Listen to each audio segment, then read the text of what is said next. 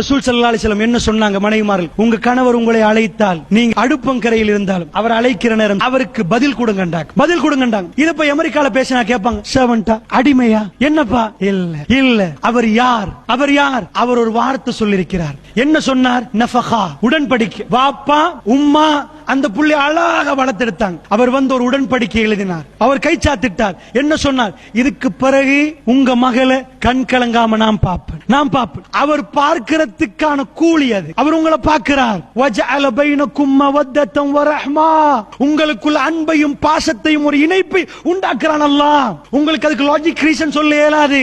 ஏதாவது ஒரு ஏலம் வந்தா 100 ரூபாய் கொடுப்பீங்க, மிஸ் ஆகி 1000 ரூபாய் கொடுத்தா அல்லாஹ் ஒரு நாளைக்கே தலைவலி. 1000 ரூபாய் போச்சு. பொண்டாட்டிக்கு 1 லட்சம் கொடுத்திருப்பீங்க, ஒரு நாளும் கவலைப்பட மாட்டீங்க.